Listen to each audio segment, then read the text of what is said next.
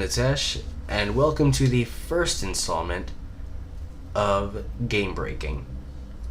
I don't know if that's actually what I'm going to call it, but it's what I'm calling it right now. This is going to be a new, infrequent segment about various ways you can get ahead in certain games. Whether or not the developer intended you to be able to do that is a completely different story. So, we're going to start this one off with one, and I'm sorry, but I can't really have a recording of any of this. So, I'll find screenshots and add that in the editing process. So, starting out with Kingdom Hearts Birth by Sleep. Kingdom Hearts series has been very long running.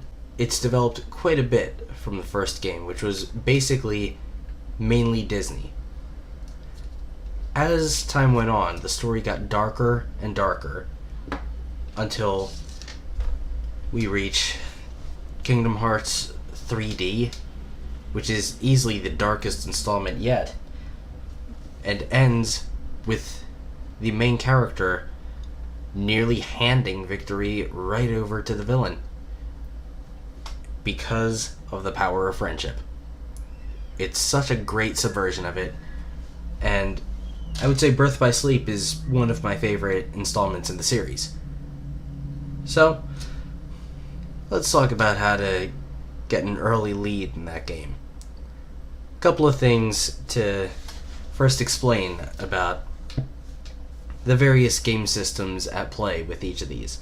I'm not going to go too in-depth, but I will explain enough to understand what makes these strategies so powerful. The combat system in Birth by Sleep is very active. The one button is just a normal attack, and the triangle button activates skills and abilities, such as magic, various fighting abilities like the sliding dash, which I'm going to get to. Each of these commands can be created through the command fusion system in the menu, and you can also win them in the command board. And that is where I'm going to start. The command board is a minigame that you can only access on the world map. The purpose of it is basically you're playing a board game against the various other characters. Instead of a simple Monopoly style, you're placing your commands and you're investing in them, forcing characters who have to stop there to pay a toll. And if you win, here is where things start getting a little overpowered. If you win a command board game, every command that you used to place on the field, every command that you placed on the board before you won, gains a lot of experience. In the early part of the game, you can easily master a couple of commands just from there. The command board is available as soon as you first leave the land of departure, before the first level. Really, land of departure is tutorial. It doesn't really count. You have one battle that is not part of a tutorial, and that's it. Even then, it's kind of the now use what you've learned to beat this enemy. So, the first world you go to, by that point you have access to the Land of Departure's command board. You're playing against the other two main characters, the one you're not playing as at the moment. Either Terra, Ven, and Aqua. Whichever one you're playing as, you're playing against the other two. The other two have their own supply of commands. They don't always match up to yours. So, there's the feature in Monopoly where you can buy out someone else's property. That's in this game too. You can buy someone else's commands with points from the game. And here's the thing, whether you win or lose, if you keep those commands, you keep those commands. You can get some spells that you shouldn't honestly be able to have at that point, and not even have to pay anything for it. It just takes a little time with the minigame. Now that's not even counting the stuff that's already on the board. There's new shot lock abilities, which are like an easily spammable limit break. Already little on the edge broken. If it wasn't so complicated to actually use sometimes, and if it wasn't very little use against bosses, it would definitely count as being broken. But if you need to clear away a mob, that'll do it. There's spells that you don't actually have access to yet, of course. There's everything the other characters have. Again, stuff you probably shouldn't have access to quite yet. Now, the Land of Departure board is all very early game. However, the shops in the early game don't progress very quickly. You will still find stuff just sitting on the board, waiting for you to take it. Like, well into the third world. That is not yet available in a shop. And like I said, whatever you have on the board at the end of the match, it's yours, and it gets experience. The other way of getting experience is to actually use it in battles. This is a lot easier, and it's a lot more experience than any of the battles are going to give you. In addition, there's no risk. Suppose an opponent buys out one of your things. If it was a new thing, if it was a piece that was already sitting on the board that was just right there for you to take it, or if you bought it from another player, well, another character, I should say, you just don't get it. But if you ante up your own pieces and someone else buys it, you don't actually lose that. You get to keep those commands. So, really, there's not actually any risk to doing that. And it will give you some much more powerful things than you should have at the early game. Now, you get all these commands, what are you going to do with them?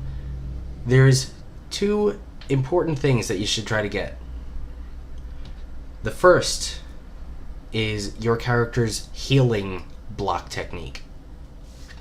Your guard command is also one of the commands that you can get. You can get it by the command board, you can buy it in a shop. You start out with it, so you can buy it. And if you get a hold of another guard technique, it doesn't let you use the one you're already using. Another guard technique and either Curaga or Asuna. Curaga, if you use the command board, isn't that hard to get a hold of, but it does take a while. Asuna, it doesn't show up in the shops quite immediately. You have to go through a few worlds before it actually shows up. But Curaga, you also have to level it up. Asuna, if you just buy it and use that, if you use that and an extra copy of your character's block, you'll get a version of that block that recovers your health. No downside to it, you just have to actually know how to do it. And having that blocking technique makes a lot of bosses flat out trivial. You don't need to waste time healing, because all you have to do is press the block button. Boom. Healed up. And you're ready to keep fighting. In addition, even some late game bosses, like Captain Hook for Ventus. Captain Hook does a lot of combo attacks. He'll hit you, and then he'll just keep hitting you. You only have to block the first hit, and you'll just keep blocking everything else, that will recover you completely to full health wherever you are. The other thing that you could go for with this, the spell Mega Flare. Mega Flare is a constant presence in Final Fantasy and Square Enix games. And in this game, it creates an explosion incredibly powerful, about the size of a room, basically killing any enemy that gets stuck in there. So, you get a hold of the materials for that, and you're basically good with your leveling. You start out with Firaga. This is important for the two main pieces of this. Firaga, all you need are 2 Fyra spells. They're not very hard to come across. You just, again, actually have to come across them. Again, using the command board makes that easy. You can make your own Firagas. Now, once you have Firaga, it will appear in the shop, which means you can just keep buying more of it. The next 2 pieces are Crawling Fire and Fission Firaga. Crawling Fire, you need your Firaga spell and you need a slow spell. You need to level both of them up to actually make the fusion work, but again, command board is where the breaking starts with this game. Crawling Fire is a very slow-moving fire attack. Not the most powerful, but it will just keep burning the enemy. That's not even what you need it for. Use the command board and level it up, and then move on to the next spell, Fission Firaga. This is sort of a mini Mega Flare. Not quite as powerful, but has the same explosion effect. Not nearly as big, it's just a very small explosion, but still enough to take out a few enemies at a time. To get that one, you need a Firaga and an Aurora. I believe that by the second command board you'll be able to get a hold of arrow spells, and once you get that, you can get a hold of Aurora. Just fuse 2 high-level arrow spells, and you're good. Or if you're Terra, you can find a Fission Firaga in just a random treasure chest in the Enchanted Dominion. You come to the one castle with the save spot in the well. In that area, there's a treasure chest on a ledge that you can't quite reach. In that room, there's a treasure chest on a ledge that you can't quite reach. Now, ordinarily, you'd have to just come back later on in the game, once you have a high jumping ability and an air dashing ability. On the other hand, you could just fill up your command list with sliding dash. Might seem a little silly, however, sliding dash works in the air as well. If you climb up the staircase in that room, you can sliding dash over to the one ledge with the arch.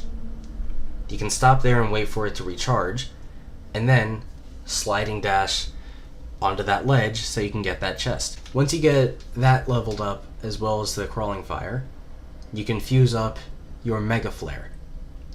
I've found that the best place to use that, you want 2 of them in order to really make the best out of it, but if you go through Radiant Garden, after the first time you go through it, you have to fight the Trinity armor. After that, go back there, and go back to the place where you fought Trinity armor. You go back there, and it's just filled with enemies. 1 Mega Flare, and you take out the first 2 waves. And then, more start showing up. Another Mega Flare, and you've cleared out the whole room. Step outside, wait for your Mega Flares to recharge, and then try it again. However, since you can do this very early on in the game, you'll probably get more out of just using that to clear away all the mobs of enemies without even actually giving it any effort. It's a good way of getting through the game very quickly, and once you're at a point where the enemies are starting to catch up, go back to that one spot of Radiant Garden, just keep doing that, gets you a lot of experience. Now, the sliding dash trick also works with Ventus in Disney Town. In Disney Town, if you go into the basement, you can find the Cogworks area. Make it through there, you get to the giant pinball game. If you play around with that, you can open up the door. Open up the door, and that'll take you up to a roof in one area. You're not supposed to do this until after you've beaten Neverland, so you'd have the glide ability. But on the opposite ledge, way out that way, there's a treasure chest that has the ability Super Glide. It lets you glide around quickly, and you never actually have to land. If you fill up your command list with sliding dash and just let that charge up so it's ready, you can jump and then just sliding dash across that whole area, get Super Glide, and then once Neverland comes along and you get the glide ability, you don't actually need to use it for anything. You already have Super Glide, which is faster, and you don't actually have to land.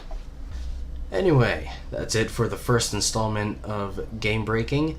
Hopefully for future episodes, I can do a little more with actually having recorded footage for it. But, unfortunately right now we're talking about a game that's only on PSP, and I don't really know how to record from that.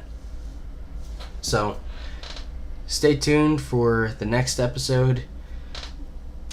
It's probably going to be a while. I want to actually have a chance to really put some effort into this. So, keep enjoying the videos and subscribe to help the channel and see more.